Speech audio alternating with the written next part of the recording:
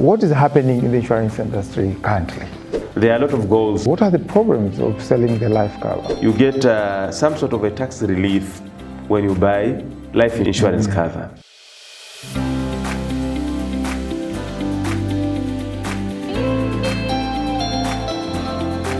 The Ntangeki Nshala show is a business show where I hold conversations with business leaders. From time to time, I invite successful business leaders or influential policymakers to sit with me and share the information, insights, and opinion on current matters and how they see the future.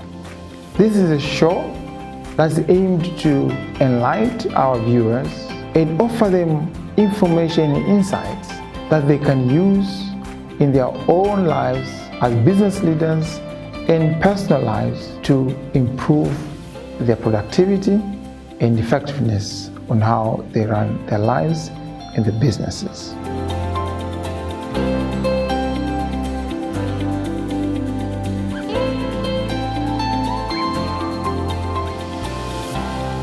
Today we are with Mr. Khamis Suleiman, the chairman of the Association of Tanzania Insurers. Mr. Khamis, what is happening in the insurance industry currently? Currently, the industry is trying to go along with the Ministry of Finance 10 years master plan, which was enrolled in 2020, 2021, and supposed to come to the finality in 2030. There are a lot of goals and targets which Ministry of Finance have set, and the main one is to increase penetration. As you know, the current penetration is less than 1%. That's the contribution of the insurance sector in our GDP. So we are trying to see if we can make 5% coming 2030. And not only that, at least 50% of the adult population should have at least one insurance cover. That's 50% is about 26 million people. Currently, those who are having at least one insurance cover is around 5 million, which is lesser figure. So that's what the industry is trying to achieve in the next 10 years. Okay. You know, the insurance industry in Tanzania was opened in 1998, I remember, when the other private companies were allowed to participate in the insurance market in the country. Since then till now, which are the main insurance policies that you are selling, and probably why are they the most selling policies and which ones are not doing so well? Traditionally, not only in Tanzania, anywhere in the world, there is compulsory insurance cover. That's the most selling insurance cover. If you look at 850 billion premium, which we are collecting yearly in the market, according to 2020 statistics from Association of Tanzania Insurers, 35% of the premium is coming from motor, right? And the other main contributor is your medical insurance. And here we're excluding NHIF, because NHIF contributions here in Tanzania, they are not regarded as insurance. Although NHIF, they are working like any other insurance companies. So it's your medical insurance and your motor insurance, because it is compulsory. You are not allowed to drive or to put motor vehicles in the road without having a valid, at least a minimum third party or statutory insurance cover.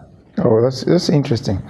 And when you look at the market, we understand that we also have life insurance. How well is it doing? Because it's such an important cover for everybody, but not many people have life covers. How is it doing in the market, and what are the problems of selling the life cover?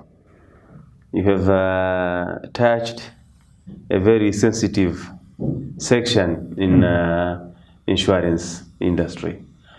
The contribution of life insurance to the total collected insurance premium is about 10%. And that's not how it should perform. In other countries, the major contributor of insurance premium is life section. There are so many factors which makes the life insurance not doing well in Tanzania. One is, in most countries, including our friends, let's say in Kenya, you get some sort of a tax relief when you buy life insurance cover. There was a relief here so many years ago, and we do not know how it fed out. Not only individual life insurance cover, also you can have an annuity products. For example, if you're a retiree and you get your lump sum money, you can use the lump sum money to buy annuity. Annuity in other countries, again, you are getting some sort of a tax relief. For the benefit of our listeners, what's an annuity, Paul, if you can elaborate a bit? Okay, in layman language, it's just the opposite of insurance when it comes to investment. In insurance, you pay smaller portion of premium, you accumulate, and then you take it after 5 years, 10 years, or 15 years, right? Okay. So you contribute smaller sum and you get a greater sum at the maturity of your policy at the end. Annuity is the opposite. Now you have a lump sum and you want to take it piece by piece for a, let's say, specified number of years, let's say 5 years or 10 years. But it works in the same principle of insurance. Okay. So if a retiree wants to buy an annuity, what do they bring their money from the pension to the insurance company, or what do they do? Correct, and insurance company, they will invest the money. Definitely they'll be able to get more interest. They will have the fund manager manage the fund nicely. Okay. And you know, in Tanzania, we don't have many annuity plans, because it's not only you have to wait for pension money to create your annuity. You can have your own arrangement to get money and purchase an annuity later on. Let me give you an example of Kenya. Here, contribution to pension schemes is 20%. 10% employer, 10% employee, right? Or 15% employer and 5% employee. In other countries, you have a cap in amount which you can contribute, and it could be 2.5% from the employer. So you have to have your own private pension schemes. That's where you can now have an arrangement. But here in Tanzania, a person like me, which I'm contributing 10%, if you ask me, can you contribute 15% or 20%, it will be difficult to continue to contribute. So there is no... That's 20% out of your gross salary. That's it. So there will be no incentive of contributing. Because it's already too much. It's a lot, exactly. Okay. It's a lot. Okay. So that's why the life insurance cover is not popular in Tanzania. Yeah, it's not popular because the main thing is you don't get a tax relief of what you are contributing. And as I said, in terms of annuity, when you have an annuity scheme, it will be liable to a lot of taxes when you withdraw the money. So there's no incentive to be like a double taxation. Isn't it because it is too expensive to pay for life insurance? That's why people are not interested in buying life insurance covers? In life insurance policies, you have 3 items. You've got protection in case of early death. You've got savings in case your policy matures, the amount which you are contributing, and then you get investment income out of your saving. So you need to balance here between protection and saving. Protection means when you die, in case you die before the maturity of your cover, exactly, your family, you get a certain amount of money. Correct. And during maturity, if it matures before you die, that means you're going to receive the whole amount. That's your savings, correct? The savings account. And in between, are you going to be getting the interest of investments in between or by the end of the cover? Interest normally is paid at the end of the Cover. policy terms. But in between here, you can take a loan depending on the amount of contribution which you have made, right? So you can take a loan, and there are some other policies which normally pays installment payment before policy matures. For example, if you look at Sanlam's life policy cover, Educare, they will pay 5 installments before the policy matures, right? So you can, if you have a 7 years plan, in your 3rd year, you can start drawing a certain percentage of the money which you have contributed. While you are still contributing? While you are still contributing. You can also receive some? Exactly. Okay, that's interesting. There are 2 things which will make this market grow. Tell me about the bank assurance. If you offer a good service, definitely clients will come to you.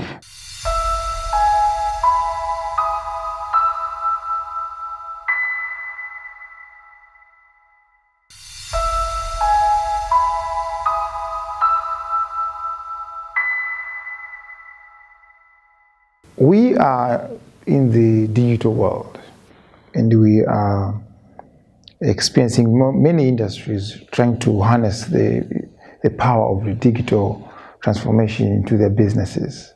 How is it happening in this industry, in the insurance industry in Tanzania? I always say there are 2 things which will make this market grow.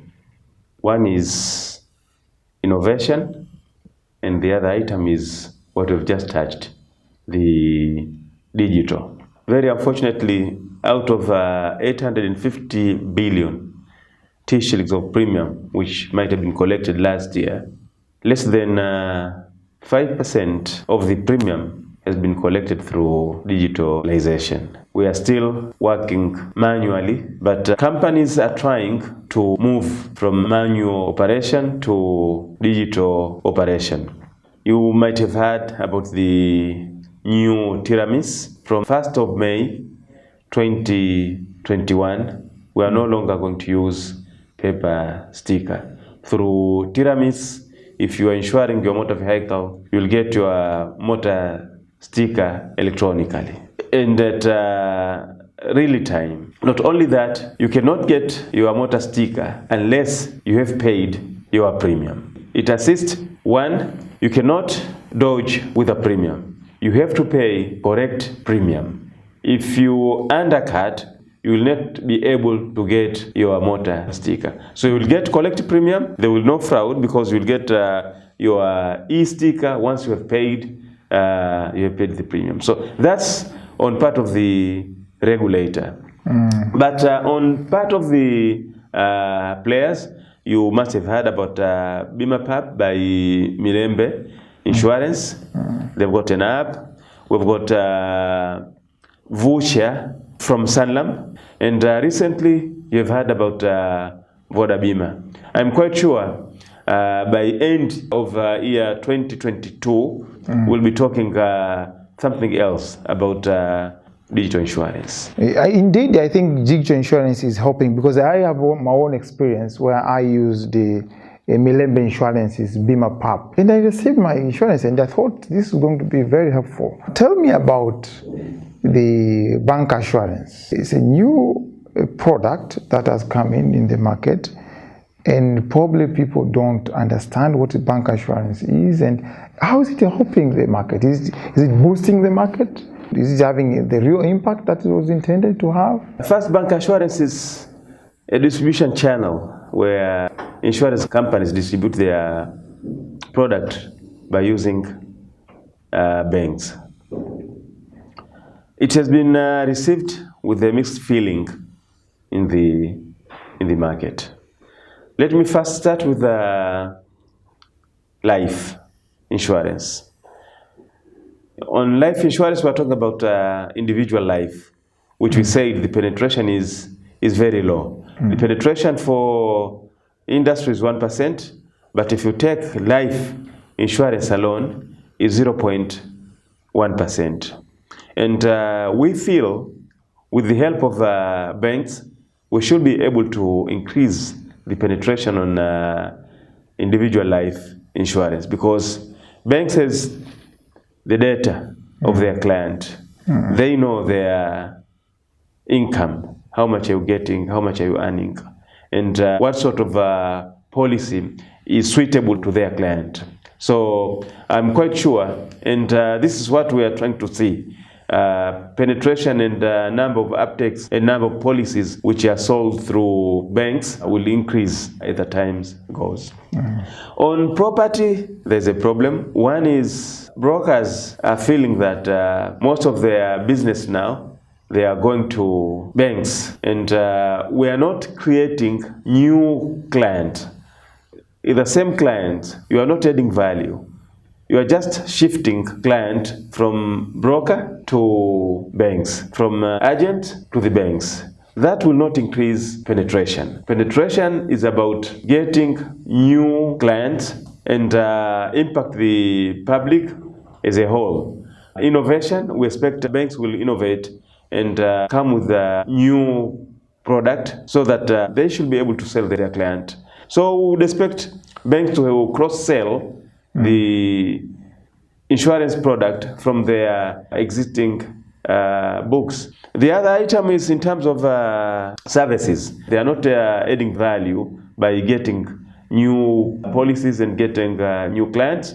And another problem which I see is the level of service. There has been an outcry from other insurance intermediaries, like brokers and the agencies, feeling that they are being taken out of business by the bank assurance arrangement.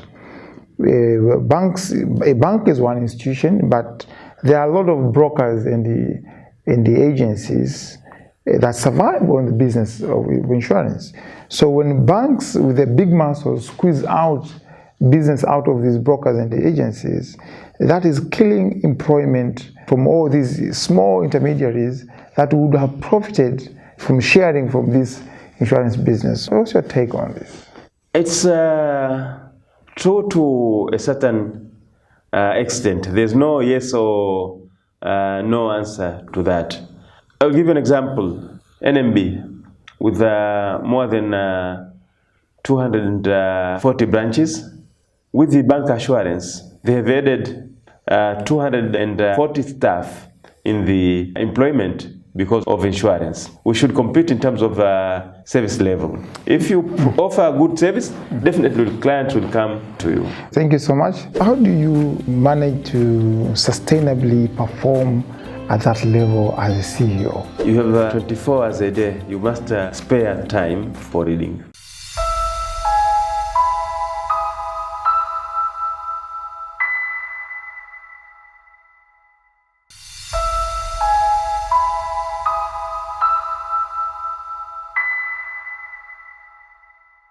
How do you manage to sustainably perform at that level as a CEO?